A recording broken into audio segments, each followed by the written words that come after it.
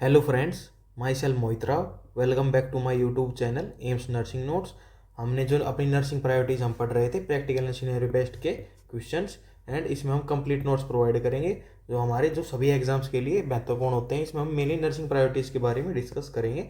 हमने कुछ समथिंग 20 के समथिंग हमने जो नर्सिंग प्रायोरिटीज डिस्कस कर ली थी विद द टॉपिक्स। पहले हमने क्वेश्चन देखा, उसके ऑप्शन देखे, एंड फिर उस टॉपिक से रिलेटेड हमने उसकी प्रोसीजर की पूरी नर्सिंग प्रायोरिटीज पढ़ी थी, एंड उसके नोट्स बनाए थे कि वह हम इस स्टेप के बाद क्या करेंगे। क्वेश्चन में इतना स्टेप दे रखा था, उसके बाद हम क्या करेंगे। तो उसके बाद हम उसी टॉपिक को कंटिन्यू करते हैं, नर्सिंग प्रायोरिटीज को। तो चलिए स्टार्ट करते हैं। आज का पहला क्वेश्चन हमारे पास, ए 45-year-old man sustain a chemical I injury during working in effective eight should be the first priority nursing action. मतलब इसमें बताया पूछ रखा है कि भाई एक जो पर्सन है, 45 साल का एक आदमी है जिसको केमिकल आई इंजरी हो गई है वो फैक्ट्री में काम करते हुए, तो हमारी फर्स्ट नर्सिंग एक्शन हमारा क्या रहेगा in case of eye injury, जब केमिकल इंजरी स्प्लैश हुई हो आँख में। पहला option check pH of the eye, दूसरी irrigate the eyes, assess visual acuity, and चौथा ऑप्शन है हमारे पास अप्लाई एंटीबायोटिक्स एज प्रिस्क्राइब। तो हमारा मेन टॉपिक क्या है अब इसमें, हम कौन सा पढ़ेंगे अब, that is I injury. I injury mainly chemical, उसमें नर्सिंग प्रायोरिटीज हम पढ़ेंगे भाई। नर्सिंग प्रायोरिटीज हमारी क्या रहेंगी, ठीक है। तो चलिए स्टार्ट करते हैं नर्सिंग प्रायोरिटीज। हम इसके कंप्लीट नोट्स बनाएंगे। तो हमारे सबसे पहले इन case of eye injury of chemical splash हम क्या करते हैं, that is irrigate the eyes. Irrigate the eyes सबसे पहले हमारे पास यही नर्सिंग प्रायोरिटी होती है, हम आई को इरिगेट करते हैं। अब दो कंडीशन बनती है हमारे पास, भाई हम हॉस्पिटल में हैं या फिर आउटसाइड द हॉस्पिटल। अगर हम हॉस्पिटल में हैं, एंड दूसरी कंडीशन हमारे पास बनती है that is outside the hospital.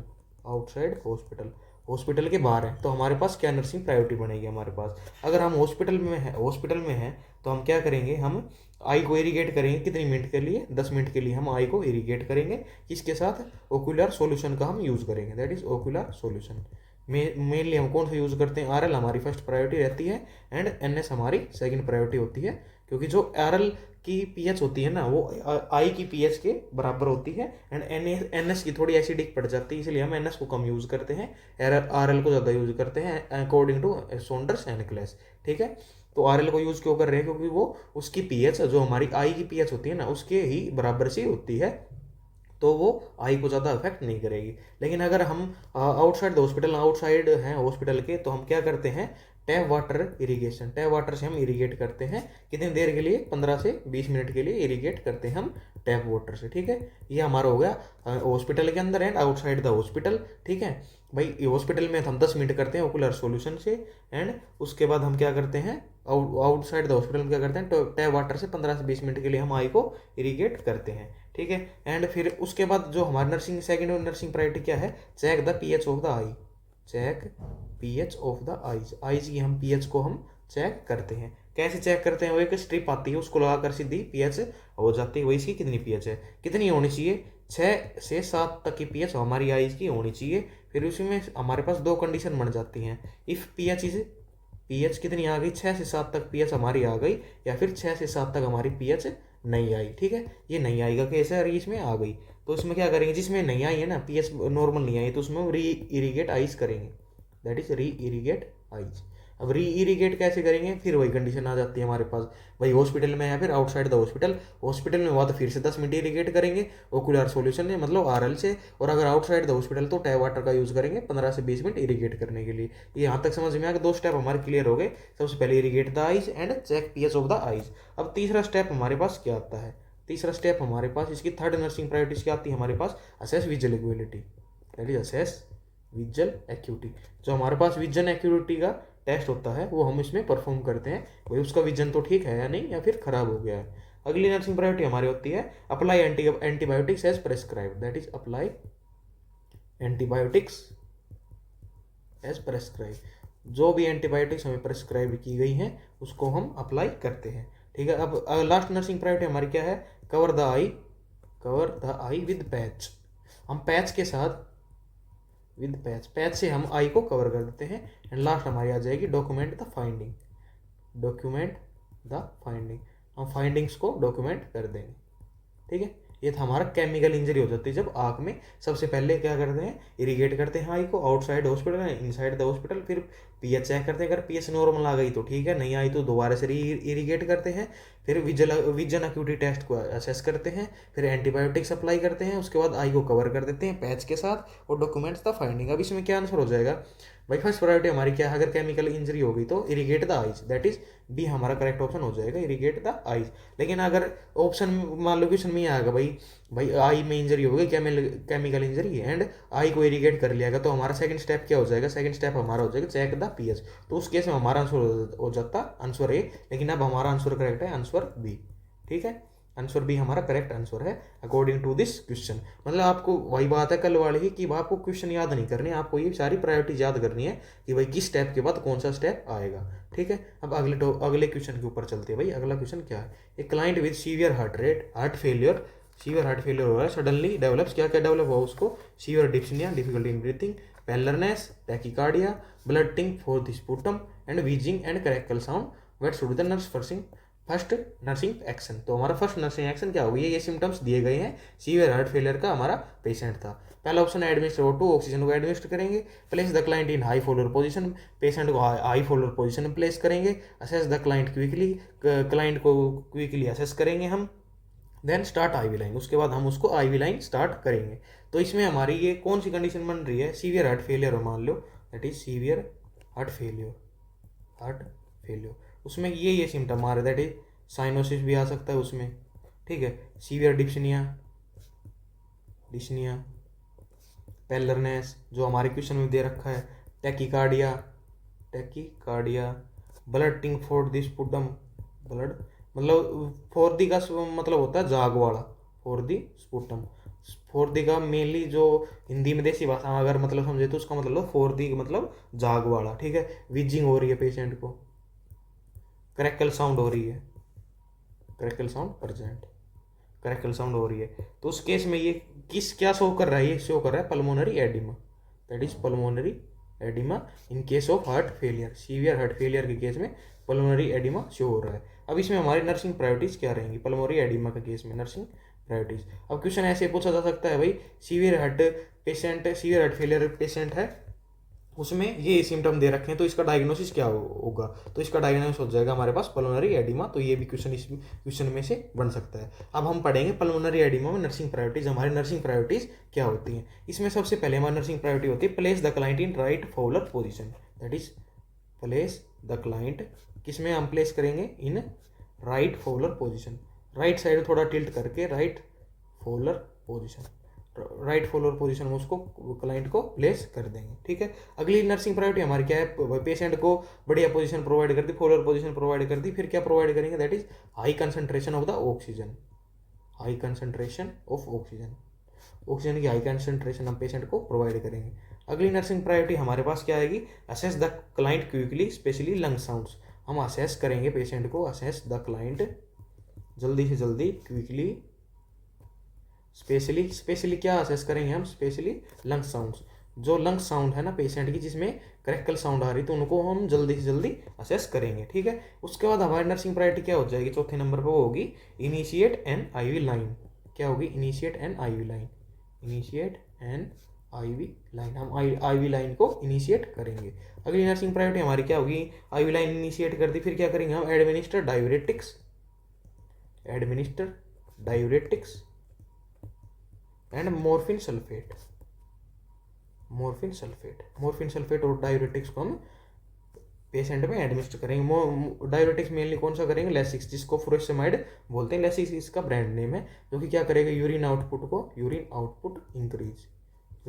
Increase कर देगा। एंड मोर्फिन सल्फेट क्या करेगा, डिक्रीज एंजाइटी, पेशेंट में एंजाइटी को डिक्रीज कर देगा। ठीक है, हमने डायूरेटिक दे दिया एंड मोर्फिन सल्फेट दे दिया एज प्रेस्क्राइब, जो कि डॉक्टर ने प्रेस्क्राइब किया था। अब उसके बाद क्या करेंगे हम, फोलिक कैथेटराइजेशन करते हैं, मतलब फोलिक कैथेटराइजेशन, उसमें कैथेटर इंसर्ट करते हैं, फोलिक कैथेटर इंसर्ट कर देंगे। ठीक है, क्यों किस लिए करेंगे, strict I input output charting, that is strict IO charting, input output charting के लिए हम स्ट्रिक्टली हम फोलिक कैथेटर को इंसर्ट कर देंगे, ताकि हम आराम से इनपुट आउटपुट हम आराम से मेजर कर सकें। अब क्या करेंगे, prepare the client if intubation necessary, ठीक है। Prepare the client for intubation, हम इंट्यूबेशन के लिए क्लाइंट को प्रिपेयर करेंगे इफ़ नेसेसरी, अगर ज़रूरत पड़ रही है तो, ठीक है।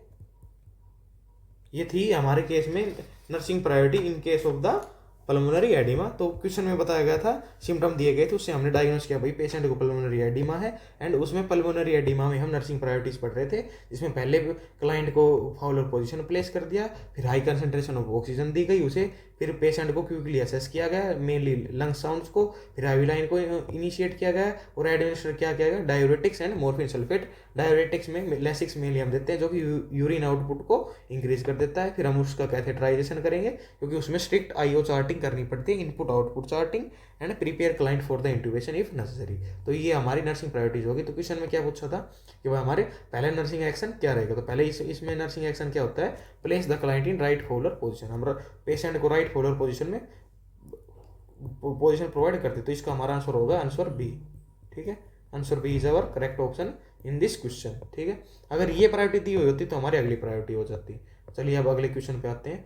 ए hospitalise client with cardiac disease complain of chest pain, what should be the nurse first priority nursing action. मतलब एक क्लाइंट हॉस्पिटलाइज है, पहले से हॉस्पिटल में है, एंड उसको कार्डियक डिजीज है, कंप्लेन कर रहा है चेस्ट पेन की, तो उसमें नर्स क्या करेगी, ठीक है। उसमें नर्स क्या करती है, इसमें पहला इनिशिएट है सीपीआर, उसमें सीपीआर को इनिशिएट कर देगी, and quickly assess the client specially pain, heart rate and BP, ये चीज़ें असेस करेगी। एडमिनिस्टर एंटीजी टैबलेट एडमिनिस्टर कर देगी, and contact SCP health care provider को कॉन्टैक्ट करेगी। अब इन केस ऑफ चेस्ट पेन में हमारी नर्सिंग प्रायोरिटी क्या रहेंगी, आप हेडिंग डाल लेना, chest pain nursing priorities, chest pain nursing priorities हमारी क्या रहेंगी, ठीक है। अब ये पढ़ते हैं हमारे पास चेस्ट पेन में नर्सिंग प्रायोरिटीज। इसमें सबसे पहली प्रायोरिटी हमारी आती है quickly assessing the client, specially क्या क्या असेस करेंगे हम, पेन को असेस करेंगे, हार्ट रेट को एंड ब्लड प्रेशर को, that is quickly assess the client. हम क्लाइंट को क्विकली असेस करेंगे, स्पेशली क्या क्या असेस करेंगे हम उसमें, एक तो पेन असेस करेंगे, एक हार्ट रेट असेस करेंगे, हार्ट रेट, एंड और क्या असेस करेंगे हम, दैट इज ब्लड प्रेशर को हम असेस करेंगे। Blood pressure, heart rate and pain को हम असेस करते हैं सबसे पहले नर्सिंग प्रायोरिटी में। दूसरी नर्सिंग प्रायोरिटी हमारी क्या होती है, एडमिनिस्टर, हम एडमिनिस्टर करेंगे क्या, एनटीजी नाइट्रोग्लिसरीन टैबलेट, 1 टैबलेट लिख सकते हैं, 1 tablet, and stay with the client, हम क्लाइंट के साथ ही स्टे करेंगे एक एनटीजी टैबलेट देने के बाद। अगली नर्सिंग प्रायोरिटी हमारी क्या होगी, टैबलेट देने के बाद रीअसेस क्लाइंट आफ्टर 5 मिनट्स, हम क्लाइंट को दोबारा से रीअसेस करेंगे आफ्टर 5 मिनट्स, 5 मिनट के बाद उसको दोबारा देखेंगे भाई उसका पेन रिजॉल्व हुआ या नहीं है। इफ़ पेन परसिस्ट, अब भी उसमें पेन पाया गया तो क्या करेंगे हम, repeat NTG tablet, that is repeat NTG tablet. Nitroglycerin जो हमारे पास जो हमने पहले टैबलेट दी थी, एक टैबलेट, उसको दोबारा से रिपीट करेंगे अगर पेन सबसाइड नहीं हुआ तो। फिर क्या करेंगे, अगला स्टेप हमारे आ जाता है भाई, अगला स्टेप हमारे पास रीअसेस क्लाइंट आफ्टर 5 मिनट्स, फिर से हम 5 मिनट का वेट करेंगे और क्लाइंट को 5 मिनट बाद दोबारा से रीअसेस करेंगे। अगर फिर भी पेन प्रेजेंट है, इफ पेन परसिस्ट, पेन फिर भी प्रेजेंट है, तो उस केस में हम क्या करेंगे, एंटीजी टैबलेट रिपीट, फिर से रिपीट करेंगे थर्ड टाइम के लिए हम उसको रिपीट कर देते हैं, ये हमारा अगला स्टेप होगा। अब तीसरी बार भी हमने भाई उसको दे दी एंटीजी, 3 बार दे दी, अब क्या करेंगे, रीअसेस आफ्टर 5 मिनट्स, फिर से 5 मिनट के बाद असेस करेंगे आफ्टर 5 मिनट्स, 5 मिनट के बाद हम उसको क्लाइंट को असेस करेंगे, ठीक है। अगर इफ पेन परसिस्ट, तब भी अगर इफ पेन इज परसिस्ट, अगर फिर भी पेन बच रहा है पेशेंट में चेस्ट पेन, तो हम क्या करेंगे, in contact to health care provider, contact to HCP health care provider को हम कॉन्टैक्ट करेंगे। तो ये हमारी नर्सिंग प्रायोरिटी। जैसे अगर हमारे पास ये क्वेश्चन आता सीधा तो हम क्या करते, भाई contact to health care provider, हम इसको इमरजेंसी समझ लेते, लेकिन ये देख लीजिए इसमें ये सबसे लास्ट स्टेप आया है कि भाई हम contact to health care provider सबसे लास्ट में करते हैं, ठीक है। तो चेस्ट पेन में क्या क्या प्रायोरिटीज हुई, भाई क्विकली असेस करेंगे पेशेंट को, स्पेशली क्या क्या, pain, heart rate and blood pressure, उसके बाद एंटीजी टैबलेट देंगे, पेशेंट के साथ रहेंगे, उसको 5 मिनट बाद असेस करेंगे, पेन फिर भी प्रेजेंट रहा तो एक टैबलेट एंटीजी की और दे देंगे, फिर से 5 मिनट बाद असेस करेंगे, फिर भी पेन प्रेजेंट रहा तो हम एंटीजी टैबलेट की तीसरी बार फिर से दे देंगे उसको, फिर 5 मिनट बाद असेस करेंगे, अगर फिर भी पेन प्रेजेंट रहता है तो हम हेल्थ केयर प्रोवाइडर से कॉन्टैक्ट करेंगे। तो ये था हमारे चेस्ट पेन में प्रायोरिटीज। अभी इसमें क्वेश्चन में क्या था भाई, ए हॉस्पिटलाइज क्लाइंट, कार्डियक क्लाइंट, मतलब चेस्ट पेन था, उसमें नर्सिंग प्रायोरिटी हमारी क्या रहेगी। तो इसमें क्या कर रहे थे, quickly assess the client specially pain heart rate. तो ये ऑप्शन जो भी होगा हमारा करेक्ट हो जाएगा, that is B. Answer B हमारा इस क्वेश्चन का करेक्ट आंसर है अकॉर्डिंग टू दिस क्वेश्चन। अगर इसमें आ जाता भाई ये नर्स ने असेस कर लिया क्लाइंट का pain heart rate BP assess कर लिया, उसके बाद नर्स क्या करेगी, तो उसमें क्या करेगी नर्स, एडमिनिस्टर एंटीज। तो इसमें हमारा सी ऑप्शन करेक्ट हो जाता अगर इस केस में, अगर ये जो आंसर बी है ये भी क्वेश्चन में दिया हुआ होता तो हमारा आंसर सी हो जाता। लेकिन अब इस क्वेश्चन के अकॉर्डिंग हमारा आंसर है बी। ठीक है, अब अगला क्वेश्चन करते हैं भाई। अगले क्वेश्चन में कि कौन सा टॉपिक के बारे में नर्सिंग प्रायोरिटी पढ़नी है। ठीक है, a first priority nursing action in case of hypercyanotic spell in a child. जब किसी चाइल्ड में हाइपरसाइनोटिक स्पेल हो जाता है तो उस केस में पहली नर्सिंग प्रायोरिटी हमारी क्या होती है। पहला ऑप्शन है ए ऑप्शन हमारे पास एडमिनिस्टर ऑक्सीजन 100%। दूसरा ऑप्शन हमारे पास place the infant in knee chest position. तीसरा ऑप्शन हमारे पास एडमिनिस्टर MgSO4 एज प्रेस्क्राइब्ड।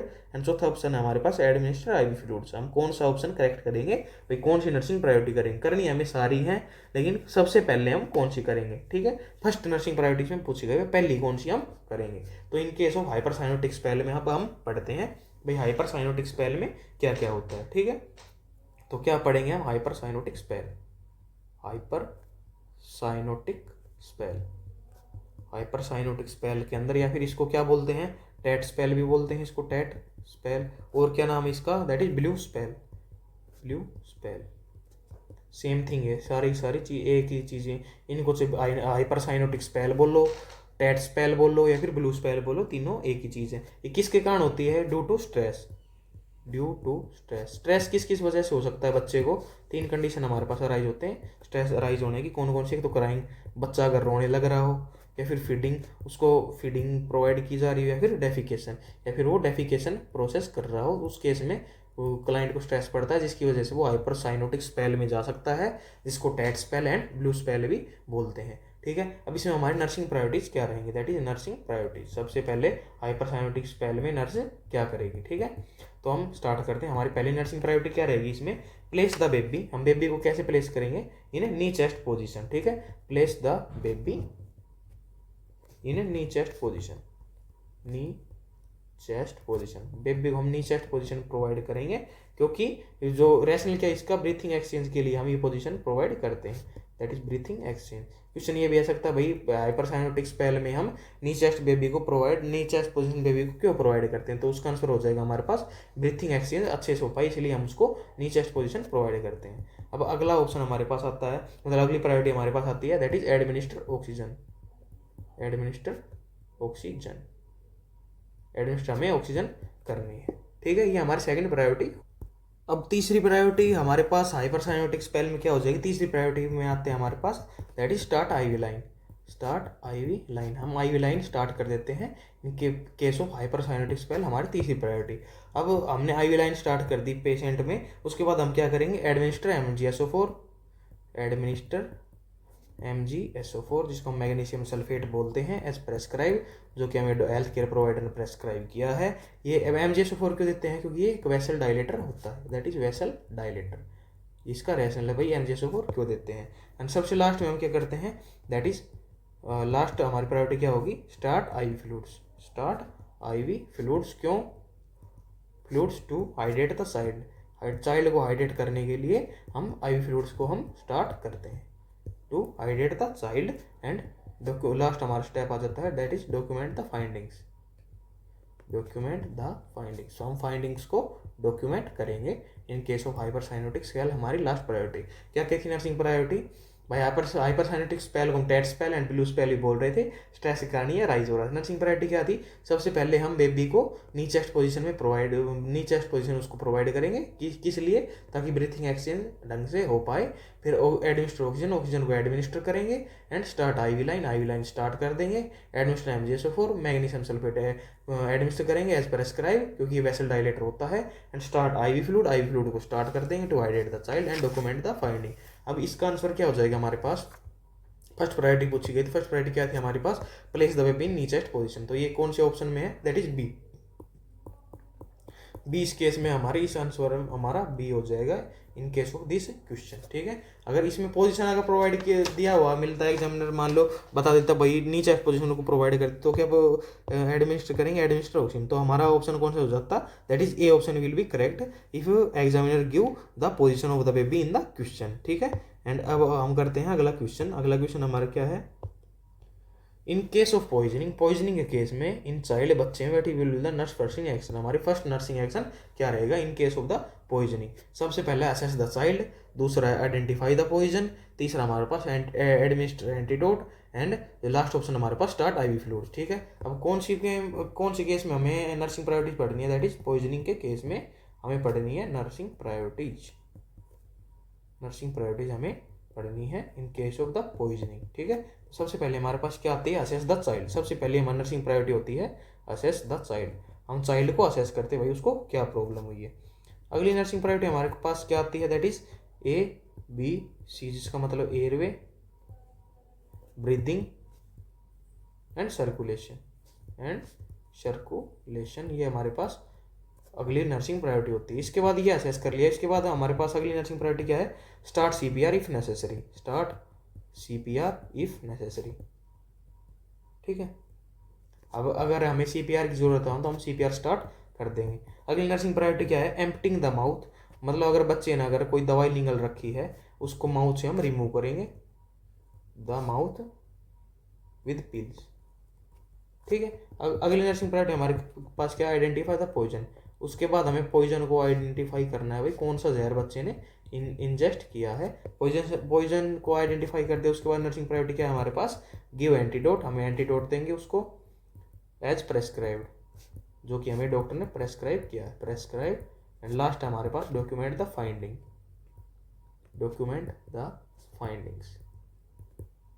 ठीक है, ये हमारे पास नर्सिंग प्रायोरिटीज हो गई।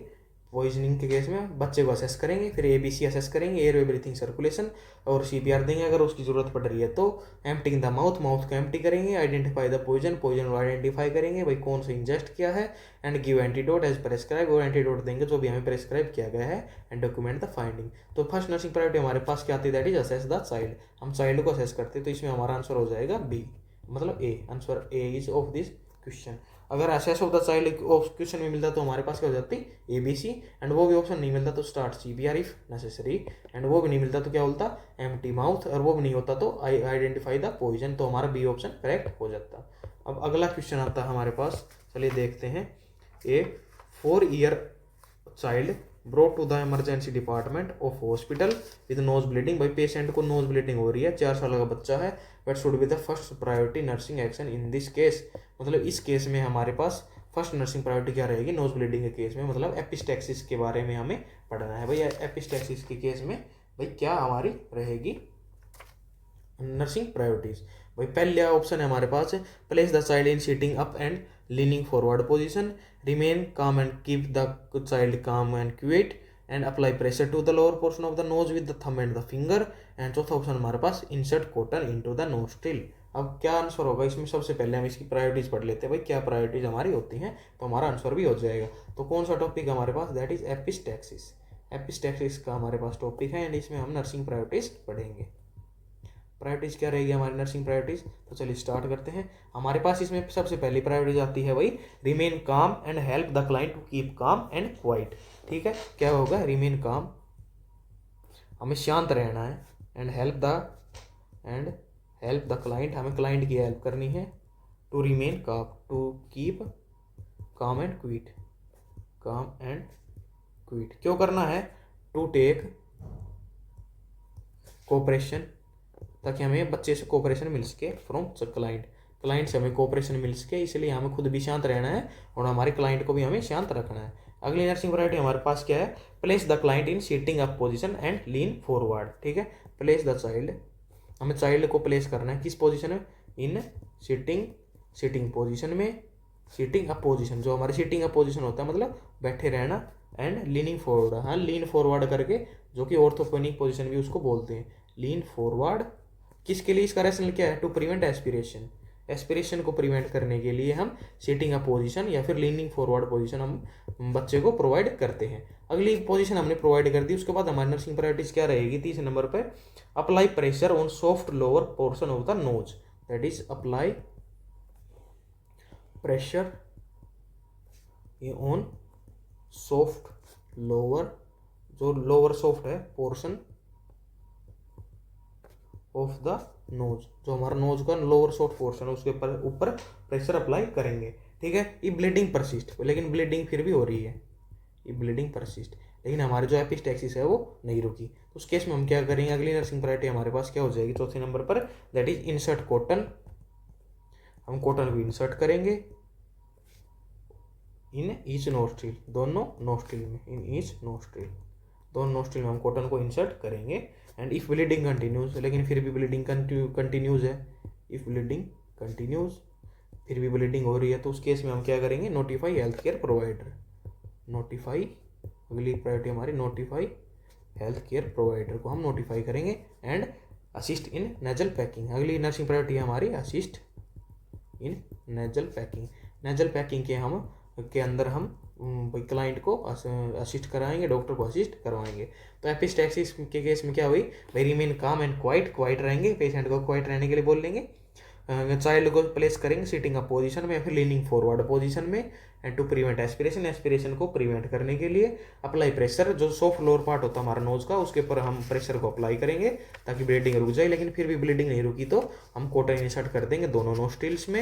एंड तब भी ब्लीडिंग नहीं रुकी तो हम हेल्थ केयर प्रोवाइडर को नोटिफाई कर देंगे and assist in nasal packing में हम करते हैं। तो क्या था इसमें भाई? सबसे पहले ब्लीडिंग हो रही है उस पेशेंट में, तो फर्स्ट नर्सिंग प्रायोरिटी हमारी क्या रहेगी? फर्स्ट क्या होती है हमारे पास? Remain calm and keep the help point. ठीक है, ये तो हमारे पास बी ऑप्शन में दे रखा है, दैट इज बी ऑप्शन। तो हमारा इसका हो गया answer be in case of epistaxis and this question. I hope आप ये सभी टॉपिक्स को समझ रहे होंगे, क्योंकि बहुत ही इंपॉर्टेंट टॉपिक है, इनमें से क्वेश्चन आता है 100%। ठीक है, अब अगला क्वेश्चन देखते हैं हम। अगला क्वेश्चन किस टॉपिक पे है? A client with spinal cord injury develops autonomic dysreflexia। Client को स्पाइनल कोड की इंजरी हुई, उसको क्या डेवलप हो गया? ऑटोनोमिक डिसरिफ्लेक्सिया उसको डेवलप हो गया। प्रायोरिटी नर्सिंग एक्शन हमारे पास क्या रहेगा? ठीक है, तो इस केस में ऑटोनोमिक डिसरिफ्लेक्सिया में क्या होता है ये, एंड इसमें नर्सिंग प्रायोरिटीज हमारे पास क्या होती हैं? तो चलिए पढ़ते हैं इसमें नर्सिंग प्रायोरिटीज हमारे पास क्या होती है। सबसे पहले हम ऑटोनोमिक डिसरिफ्लेक्सिया को पढ़ते हैं भाई, ये क्या होता है। ठीक है, दैट इज ऑटोनोमिक डिसरिफ्लेक्सिया। ऑटोनोमिक, ये चार ऑप्शन भी दिए गए हैं भाई, इसमें से हमें सिलेक्ट करना है। डिसरिफ्लेक्सिया, इस टॉपिक के बारे में हम पढ़ेंगे भाई क्या होता है। इसको और क्या बोल सकते हैं? That is hyper reflexia. Hyper reflexia भी इस टॉपिक को हम बोल सकते हैं, इसका दूसरा नाम है हाइपर रिफ्लेक्सिया। इसमें क्या होता है? स्पाइनल कोड की इंजरी हो जाती है, स्पाइनल कोड इंजरी हो जाती है। कहाँ हो जाती है? लेसन्स कहाँ बनते हैं इसमें? लेसन्स अबव T6 जो हमारे थोरेसिक 6 वर्टिब्री होती है उसमें, और या फिर सर्वाइकल लीजन से ऊपर जब बन जाता है तो उसमें स्पाइनल कोड इंजरी हो जाती है, उसमें ऑटोनोमिक डिसरिफ्लेक्सिया हो जाता है। और क्या हो जाता है? डिस्टेंडेड बोल एंड ब्लैडर डिस्टेंडेड होता है, जो कि इसका रिस्क फैक्टर भी होता है, बोल एंड ब्लैडर। ठीक है, और क्या होता है इसमें? सिंपैथेटिक जो हमारे फाइबर्स होते हैं वो एक्टिवेट्स हो जाते हैं, that is sympathetic fibre stimulate. जो हमारे सिंपैथेटिक फाइबर्स होते हैं वो स्टिमुलेट हो जाते हैं, मतलब जो कि हमारी बॉडी को फास्ट एक्टिंग करवाने लग जाते हैं, एक्सेप्ट जीआईटी। अब इसमें दो कंडीशन अराइज होंगी, कौन कौन सी? एक तो हेडेक की कंडीशन, पेशेंट को हेडेक रहेगी बहुत ज़्यादा, एंड एक हाइपरटेंशन की।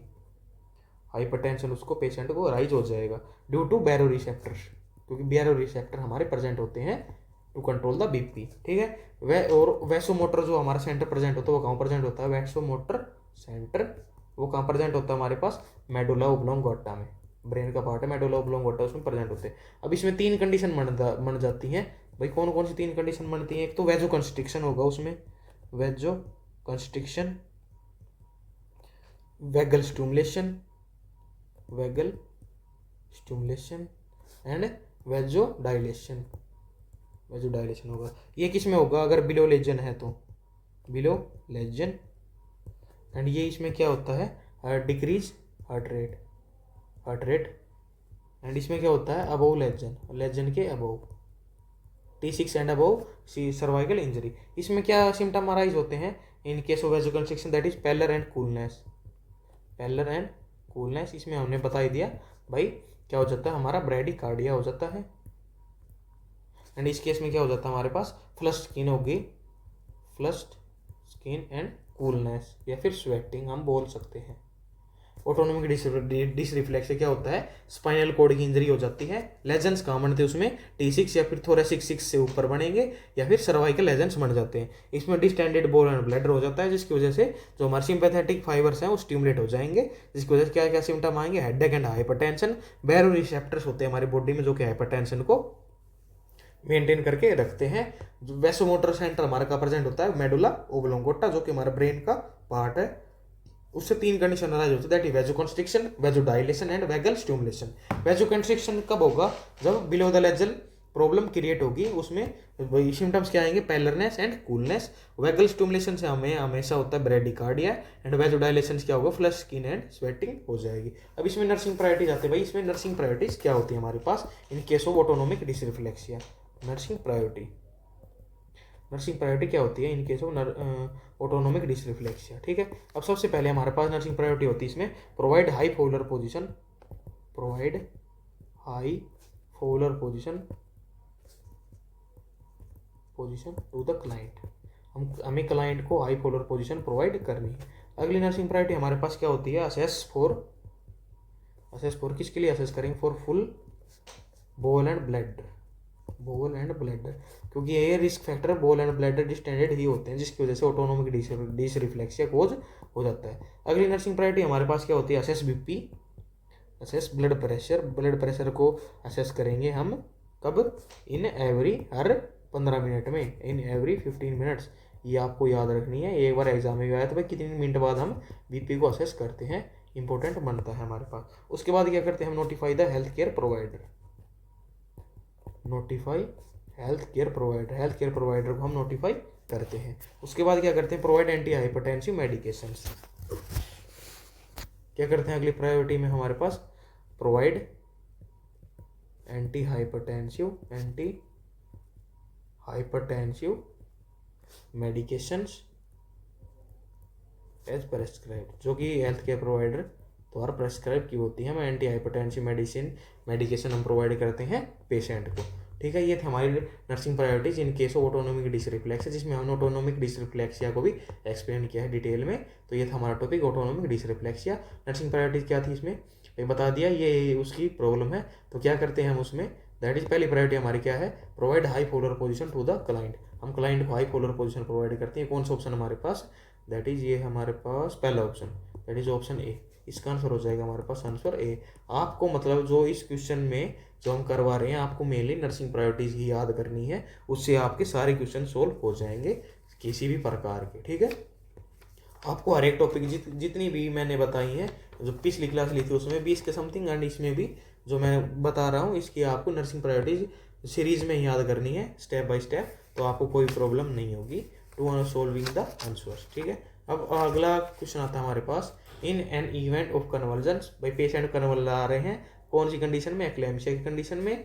After turning the client on her side, भाई हमने क्लाइंट को टर्न कर दिया उसकी साइड में, एंड एडमिनिस्टर ऑक्सीजन, हमने ऑक्सीजन भी एडमिनिस्टर कर दी उसकी, weight will be the first nursing action. अब सीधी सी बात है भाई, सबसे क्वेश्चन में दे दिया भाई, क्लाइंट को हमने टर्न भी कर दिया उसकी साइड में और ऑक्सीजन भी हमने एडमिनिस्टर कर दी, उसके बाद नर्स क्या करेगी। अब इसमें ऐसे पूछ सकते थे भाई, सीधी कंडीशन दे दी, कन्वर्जन हो रहे हैं क्लेम्सिया के केस में, तो नर्स क्या करेगी, तो उसमें आ जाता हमारी सबसे priority turning the client on her side. अब इसमें ये पहले क्वेश्चन में दे दिया, तो अब हमारा आंसर की प्रायोरिटी और डिफरेंट हो जाएंगी। अब पहला ऑप्शन हमारे पास, remain with the client and call for help. Second है मॉनिटर फीटल हार्ट रेट। तीसरा ऑप्शन हमारे पास, administer MgSO4 as prescribed. And D option हमारे पास, सक्शन द क्लाइंट, हम क्लाइंट का सक्शन करते हैं। तो ये एक्लेम्पसिया की कंडीशन दी गई है। एक्लेम्पसिया में हम नर्सिंग प्रायोरिटीज पढ़ते हैं। नर्सिंग प्रायोरिटीज उसमें हमारी पहली नर्सिंग प्रायोरिटी क्या होती है, remain with the client and call for help. पहली हमारी nursing priority remain with the client, हमें क्लाइंट के साथ रहना है, एंड कॉल फॉर हेल्प, हमें कॉल फॉर हेल्प करनी है। अगली नर्सिंग प्रायोरिटी हमारे पास क्या आती है, that is turn the client. हमें क्लाइंट को टर्न करना है ऑन हर साइड, उसकी साइड में, एंड एंश्योर, और क्या एंश्योर करना है, एंड एंश्योर ओपन एयरवे, हमें उसका एयरवे ओपन करना है, एंड ओपन एयरवे। अगली नर्सिंग प्रायोरिटी हमारे पास क्या आती है, एडमिनिस्टर द ऑक्सीजन। हमें ऑक्सीजन को एडमिनिस्टर करना है किस रेट पे, 8 से 10 लीटर पर मिनट पे हमें ऑक्सीजन एडमिनिस्टर करना है पेशेंट पे। सबसे पहले करना है उसको पेशेंट के साथ रहना है और कॉल फॉर हेल्प करनी है, फिर पेशेंट को उसकी साइड में टर्न करके और उसका एयरवे ओपन करना है। उसके बाद ऑक्सीजन को एडमिनिस्टर कर देंगे 8 से 10 लीटर पर मिनट पे। उसके बाद करते हैं हम assess for fetal heart sound. Assess for fetal heart sound के लिए हम उसको असेस करते हैं, फीटल हार्ट साउंड या फिर फीटल हार्ट रेट के बाद। उसके बाद हमारी नर्सिंग प्रायोरिटी क्या आएगी भाई, हमने FHR भी असेस कर ली। उसके बाद क्या आएगा, administer the prescribe medication. Administer the prescribed, जो भी हेल्थ केयर प्रोवाइडर ने हमें जो मेडिकेशन प्रेस्क्राइब की है पेशेंट के लिए, वो हमें उसमें पेशेंट में एडमिनिस्टर करनी है after assessing the fetal heart rate. ठीक है। अब उसके बाद हमारी नर्सिंग प्रायोरिटी क्या आएगी, एडमिनिस्टर भी कर दी हमने मेडिकेशंस को। उसके बाद आफ्टर अगर सीजर आ रहे हैं पेशेंट में, एक्लेम्सिया के केस में सीजर आ गया पेशेंट को, उसके बाद हम उसमें ओरल एयरवे उसको अंदर इंसर्ट कर देंगे और क्लाइंट का हम सक्शन स्टार्ट कर देंगे आफ्टर सीजर एंड से, तो सीजर खत्म हो जाएंगे।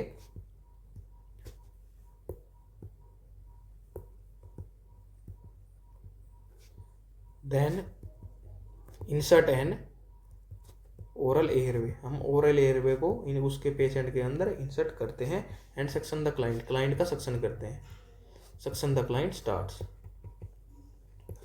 क्लाइंट का सक्शन हम स्टार्ट कर देते हैं। वही सक्शन कैथेटर का यूज करके सक्शन का प्रोसीजर वो उसमें बताया था कि भाई 10 सेकंड से कम हम सक्शन करते हैं। एंड जब वो इंसर्ट कर रहे हैं कैथेटर को, जब हमें प्रेशर नहीं लगाना, जब हम पेशेंट कैथेटर को विड्रा कर रहे हैं उस दौरान हमें प्रेशर लगाना है रोटेटिंग मैनर में। अगली नर्सिंग प्रायोरिटी हमारी क्या आएगी इसमें, that is prepare for delivery. हम पेशेंट को डिलीवरी के लिए प्रिपेयर करेंगे। अगर एक्लेम्सिया में है तो इसका डेफिनेटिव ट्रीटमेंट एंड मैनेजमेंट भी डिलीवरी ही होता है in case of eclampsia and pre eclampsia. Pre eclampsia में हम रिस्क ले सकते हैं, लेकिन एक्लेम्सिया में डिलीवरी हमें अभी बेबी की करवानी पड़ती है। तो एक्लेम्सिया में क्या क्या हमारी नर्सिंग प्रायोरिटीज बनी, वही remain with the client, client के साथ रहना है, turn the client on her side, client को उसकी साइड में टर्न करेंगे एंड एयरवे को ओपन करेंगे, फिर ऑक्सीजन को एडमिनिस्टर करेंगे 8 से 10 लीटर पर मिनट पे, एंड FHR को हम असेस करेंगे। उसके बाद मेडिकेशन प्रेस्क्राइब जो की गई उनको एडमिनिस्टर करेंगे, और तब जब सीजर रुक जाए उसके बाद हम ओरल एयरवे उसके अंदर इंसर्ट कर देंगे और सक्शन उसका स्टार्ट कर देंगे। फिर prepare for the delivery, delivery के लिए हम उसको प्रिपेयर करेंगे।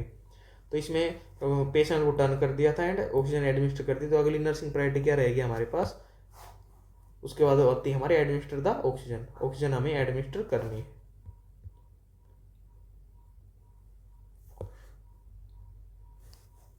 मतलब ऑक्सीजन भी एडमिनिस्टर कर दी, उसके बाद क्या स्टेप है हमारे पास, that is assess FHR। FHR को हमें इसे असेस करना। तो इस क्वेश्चन का हमारा आंसर हो जाएगा जो ऑप्शन बी है वो हमारा करेक्ट हो जाएगा, आंसर बी। ठीक है। अब ये हमारे पास एक्लेम्सिया में, एक्लेम्सिया की जो नर्सिंग केयर करते रहते हैं उस दौरान ये क्या क्या स्टेप्स हमारी प्रायोरिटीज़ में बनेंगे। तो ये था हमारे पास एक्लेम्सिया में नर्सिंग प्रायोरिटीज़। अब अगला टॉपिक देखते हैं कौन सा है, ये 38 वीक्स, इसमें 38 वीक्स लिख लेना। 38 weeks pregnant women is showing complain of having feeling that something is coming through vagina, vagina से कुछ बाहर आ रहा है। 38 वीक की प्रेग्नेंट वुमेन है, उसमें वो फील कर रही है कि उसकी वेजाइना से कुछ बाहर आ रहा है। वेरिएबल डिसेलरेशन उसको फील हो रही है, मतलब वेरिएबल डिसेलरेशन उस पेशेंट में होने लग रही है। और जो हार्ट रेट है, फीटल हार्ट रेट है बच्चे की, वो इरेगुलर और स्लो हो गई है। After elevating the fetal presenting part with applying finger pressure using glove hand, that will be nursing action.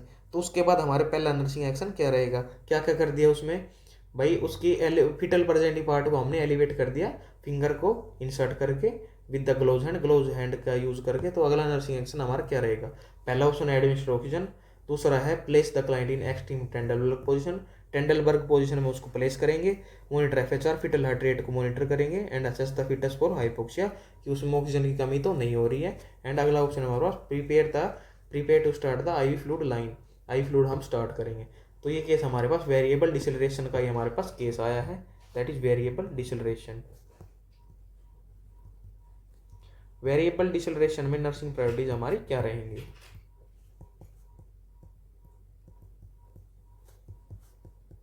सबसे पहले नर्सिंग प्रायोरिटी आती है हमारी वेरिएबल डिसेलरेशन में। सबसे क्या आती है? Elevate the fetal presenting part.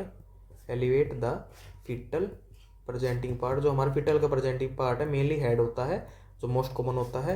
Presenting part we using gloves hand. Gloves hand से हम फीटल के प्रेजेंटिंग पार्ट को एलिवेट कर देते हैं, जिससे कि मदर की जो सर्विक्स पर जो प्रेशर पड़ रहा है उसकी और वो कम हो सके। एंड पे जो FHR है वो ब्रेडिकार्ड, मतलब जो हमारा फीटस है वो ब्रेडिकार्डिया में ना जा सकते, जिससे उसकी हार्ट रेट डिक्रीज ना हो। अगली अपनी नर्सिंग प्रायोरिटी हमारे पास, हम पोजीशन प्रोवाइड करते हैं। कौन कौन सी पोजीशन प्रोवाइड करते हैं? एक तो सिम्स पोजीशन, जो हमने पोजीशन वाली यूनिट में पढ़ा था, जिसकी क्लास फंडामेंटल ऑफ नर्सिंग जो प्ले लिस्ट है हमारी उसमें भी प्रेजेंट है। या फिर नी चेस्ट पोजीशन प्रोवाइड करते हैं, that is knee chest position. और नी चेस्ट पोजीशन भी नहीं प्रोवाइड करते तो कौन सी प्रोवाइड करते हैं? टेंडलबर्ग पोजीशन हम प्रोवाइड करते हैं। In case of variable deceleration हम मदर को टेंडलबर्ग पोजीशन प्रोवाइड करते हैं, फिर नी चेस्ट या फिर सिम्स पोजीशन।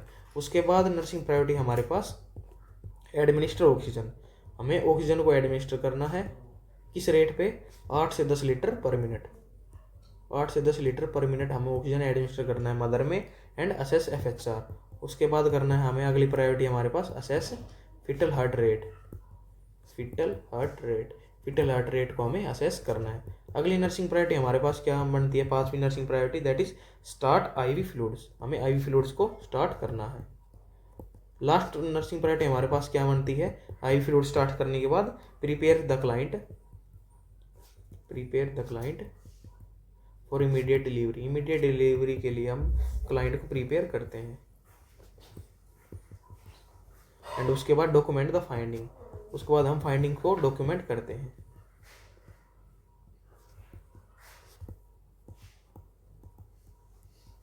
वेरिएबल डिसेलरेशन के केस में हम क्या कर रहे थे? सबसे पहले पेशेंट जो फीटल प्रेजेंटिंग पार्ट था उसको ग्लोव्स हैंड से हम एलिवेट कर रहे थे। फिर पोजीशन प्रोवाइड कर रहे थे, कौन कौन सी? Sims position, knee chest position and Trendelenburg position. फिर ऑक्सीजन को एडमिनिस्टर कर रहे थे किस रेट पे? 8 से 10 लीटर पर मिनट पे। एंड उसके बाद फीटल हार्ट रेट को हम असेस कर रहे थे। उसके बाद IV फ्लूइड स्टार्ट किया हमने। फिर क्लाइंट को हमने इमीडिएट डिलीवरी के लिए प्रिपेयर किया एंड डॉक्यूमेंट्स द फाइंडिंग। तो इस क्वेश्चन में हमारा ऑप्शन क्या हो जाए? क्या कर लिया था हमें? फिंगर से हमने उसको एलिवेट कर दिया था फीटल प्रेजेंटिंग पार्ट को। अगला ऑप्शन हमारे पास क्या रहेगा? अगला हमारे पास पोजीशन प्रोवाइड हम करते हैं, तो इसमें जहाँ भी पोजीशन का जिक्र है वो हमारा करेक्ट ऑप्शन हो जाएगा। तो कहाँ इसमें? Place the client in extreme Trendelenburg position, ये हमारा answer B is correct for that question. अगर इसमें जैसे ये बता रखी है, मैं ये क्वेश्चन बता रहा था भाई, इसमें क्वेश्चन में ये बता दिया, एक प्रायोरिटी क्वेश्चन में दे दी कि भाई आफ्टर एलिवेटिंग, भाई एलिवेट कर रखा है फीटल प्रेजेंटिंग पार्ट, तो अगली प्रायोरिटी क्या रहेगी? अब मान लो भाई elevate the fetal presenting part ये भी दे दिया and place the client in Trendelenburg position, ये भी हमें क्वेश्चन में दे दिया।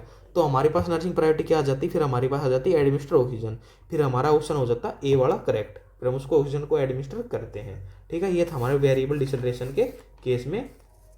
ठीक, एक्लैम्प्सिया में पढ़ लिया हमने एंड वेरिएबल डिसेलरेशन के केस में पढ़ लिया कि हम कैसे भाई नर्सिंग मैनेजमेंट करते हैं, नर्सिंग प्रायोरिटीज हमारी क्या रहती हैं। अब अगला हमारे पास अगला क्वेश्चन हमारे पास, in case of non assuring FHR, जिसमें हम स्ट्रेस टेस्ट करते हैं, नॉन स्ट्रेस टेस्ट करते हैं, उसमें भाई फीटल का अश्योरेंस एंड रीअश्योरेंस पता चलता है, अश्योरेंस नॉन अश्योरेंस ऐसे पता चलता है स्ट्रेस टेस्ट के अंदर, जो कि हम डिटेल में OBG की क्लासेज में पढ़ेंगे। What is the first nursing action after discontinuing the oxytocin infusion? मतलब पेशेंट में ऑक्सीटोसिन का इन्फ्यूजन चल रहा था और फीटल हार्ट रेट है वो नॉन अश्योरिंग आने लग गई, तो उस केस में नर्स क्या करेगी? हमारी पहली नर्सिंग एक्शन क्या रहेगा? पहला ऑप्शन है change the mother position, mother की पोजीशन को चेंज करेंगे। दूसरा एडमिनिस्टर ऑक्सीजन को एडमिनिस्टर करेंगे। फिर तीसरा स्टार्ट IV फ्लूइड स्टार्ट करेंगे। चौथा हमारे पास एडमिनिस्टर मेडिकेशन एज प्रेस्क्राइब, या फिर जो प्रेस्क्राइब मेडिकेशन किया है उनको एडमिनिस्टर कर देंगे। तो इस केस में हम क्या करते हैं? ये हमारे पास नॉन अश्योरिंग FHR, हमारा टॉपिक है non assuring FHR fetal heart rate. इस केस में नर्सिंग प्रायोरिटीज हमारी क्या रहेंगी?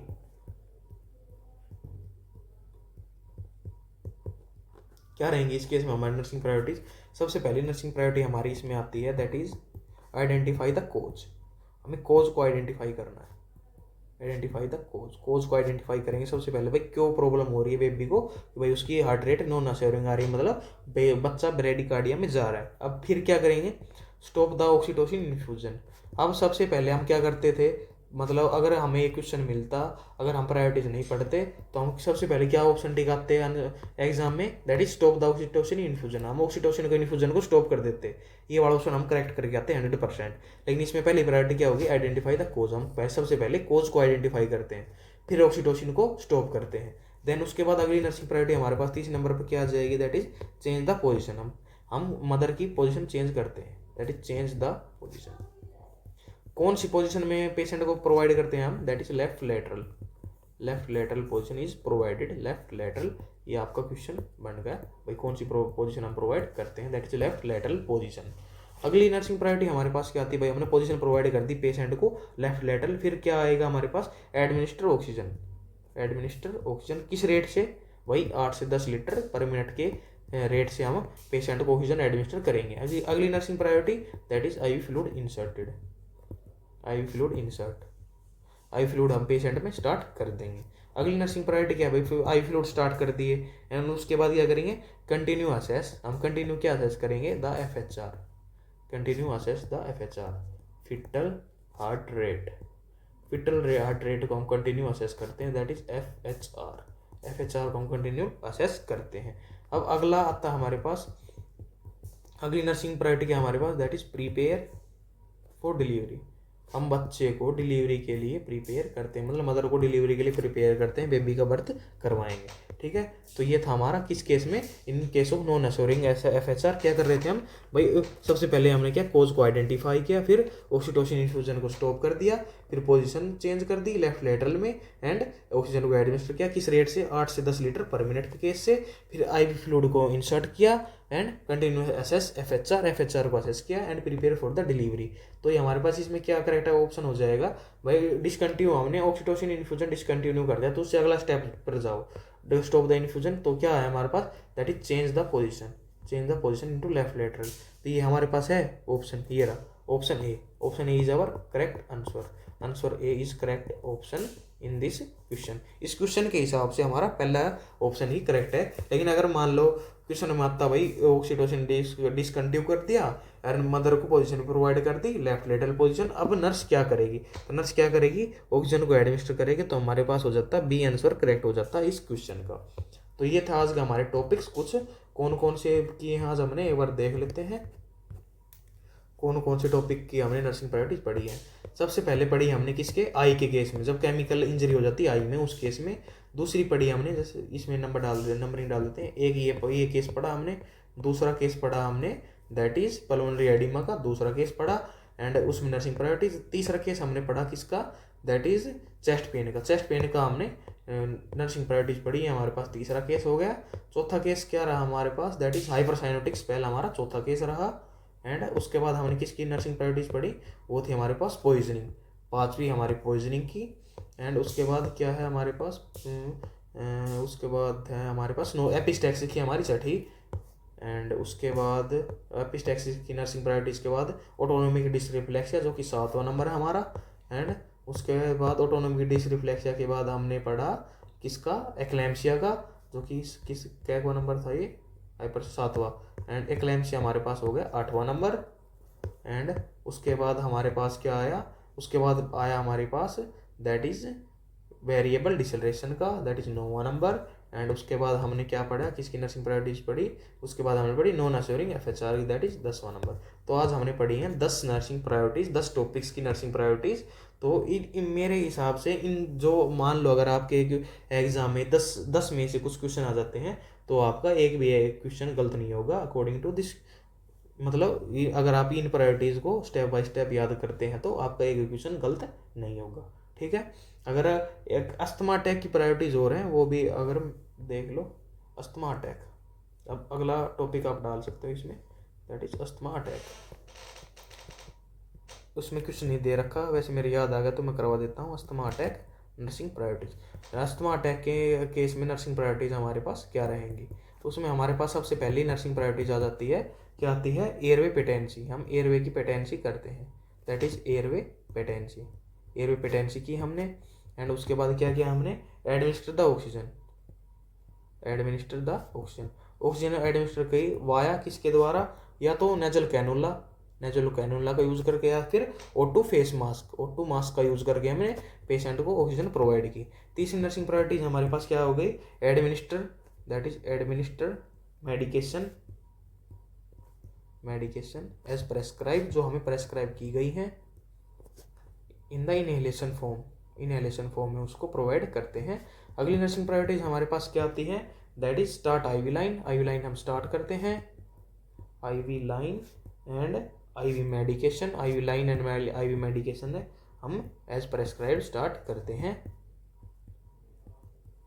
उसके बाद क्या करते हैं हम, prepare the patient for x-ray, that is 5वीं नर्सिंग प्रायोरिटी हमारे पास, प्रिपेयर द क्लाइंट, हम क्लाइंट को प्रिपेयर करते हैं फॉर एक्सरे, एक्सरे के लिए हम क्लाइंट को प्रिपेयर करते हैं। उसके बाद क्या करते हैं, prepare a patient for OBG, prepare patient for OBG, ABG, arterial blood gas sampling, ABG sampling, that is arterial blood gas sampling, ठीक है, उसके लिए हम प्रिपेयर करते हैं। अस्थमा के अटैक में क्या क्या किया हमने, एयरोपेटेंसी की, ऑक्सीजन एडमिनिस्टर किया, वायर नेजल कैनुला या फिर O2 फेस मास्क, फिर मेडिकेशन एडमिनिस्टर की इनहेलेशन फॉर्म में, फिर IV फ्लूइड या फिर IV मेडिकेशन जो हमने प्रेस्क्राइब की गई थी वो स्टार्ट की, फिर क्लाइंट को एक्सरे के लिए प्रिपेयर किया, फिर ABC सैंपल के लिए पेशेंट को प्रिपेयर किया।